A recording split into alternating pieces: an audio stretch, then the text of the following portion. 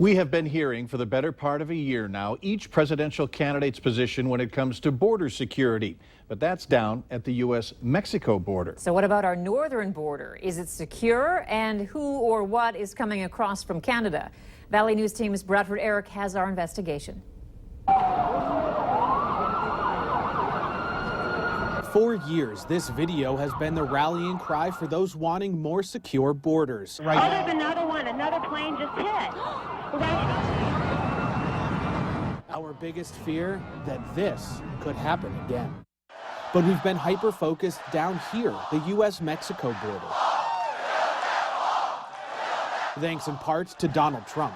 We are going to build the wall 100%, and Mexico is going to pay for the wall. Don't worry. But these are comments made in front of Congress in 2011 by a former leader of the Border Patrol. It's commonly accepted that the more significant threat comes from the U.S.-Canada border rather than the U.S.-Mexico border.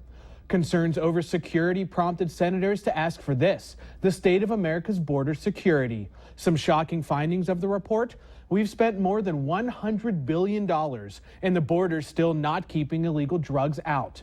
This report cites the 9/11 Commission report, namely that terrorists have already exploited the U.S. immigration system, and Immigration and Customs Enforcement cannot find close to 1 million people who've entered the U.S. through visa waivers. We have 861 miles of border that Grand Forks sector is responsible for. Here's what the Border Patrol calls the Grand Forks sector, covering North Dakota, Minnesota, and Wisconsin.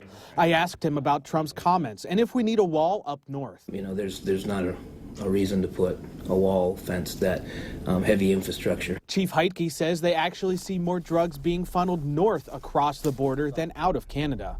And despite the empty country they patrol, there's not a mass flood of people looking to head south into the U.S. I mean, narcotics are always around, and they're always part of our job. But the main focus is going to be, and the main priority is going to be terrorism, and that to make sure that that one person doesn't get in that wants to do something very bad. Canada is no stranger to ISIS. They've dealt with gunfire erupting inside the Canadian Parliament and people arrested trying to leave the country to join the group.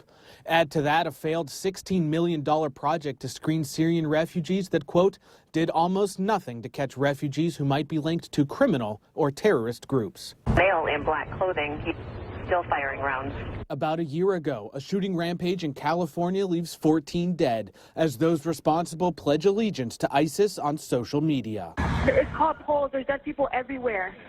They're shooting. In June, another Islamic State terror attack here at home, as about 50 people are massacred at a Florida nightclub.